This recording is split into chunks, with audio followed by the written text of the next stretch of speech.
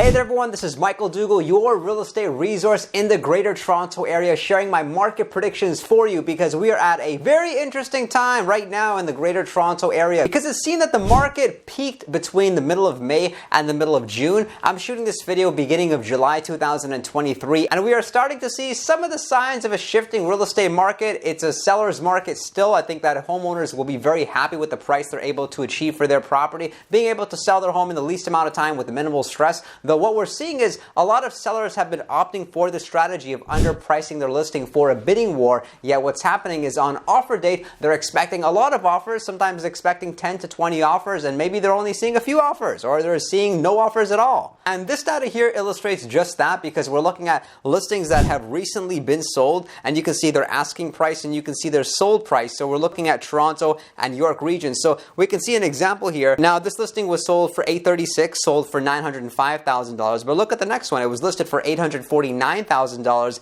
They priced it for a bidding war, yet they were only able to sell for $835,000. The next property, for example, only sold for $15,000 over asking. So it was as if before we were seeing many properties sell 10 to even 20% over asking price. Now many sellers are even happy to get 0 to 5% over their asking price. So what this means for you, if you're considering listing your property, is you can't really take into consideration the sold comparables from a couple months ago. You have to look at the most immediate comparables, take a look at the past couple of weeks, but more importantly, you may want to consider looking at the active listings in the area. You see, wherever you list your property, you want to be one of the best priced homes. If you're listing your property for $1 million, but down the street there's another property which is also $1 million but has an additional bedroom, of course that's your competitor and your property would be selling for less. And sellers may be beginning to opt for the strategy of actually listing their property the traditional way, meaning pricing their property and leaving a bit of room for negotiation versus underpricing their property intentionally for a bidding war. And looking at this information here, we can see in the month of May, our months of inventory was 1.32, yet before that was 1.38. And the lower this number is, the more advantageous the market is for sellers. It's months of inventory, meaning how long it would take the existing listing supply to sell. And looking at this information here, we can see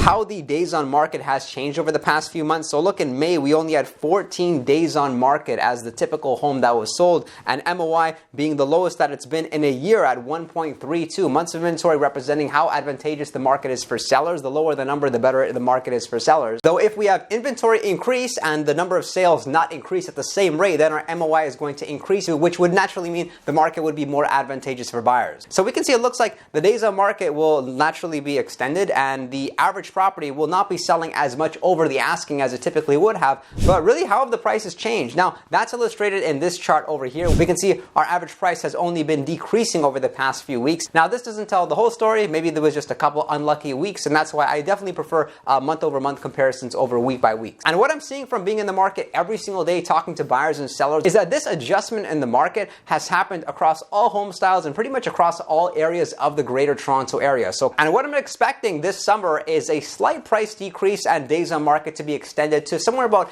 18 to 20 days on market. And I'm expecting that the average price may slightly come down by 2 to 3%, nothing too significant, but I believe that the prices will no longer increase, and that's regardless of whether or not there is a further interest rate increase or interest rate decrease. Typically, we have a very busy spring market, and that's when prices peak, but what we experienced this year so far is somewhat of a late spring market in the fact that there was definitely more activity, more sales. There's a lot of sales still taking place with buyers in the market every single day, but buyers are a little bit less likely to pull the trigger because they figure, why buy this property when next week I may have several more listings to choose from? But you can feel comfortable knowing that most likely real estate is only going to go up long term. Over here, we're looking at the historical price change from the past 5 years.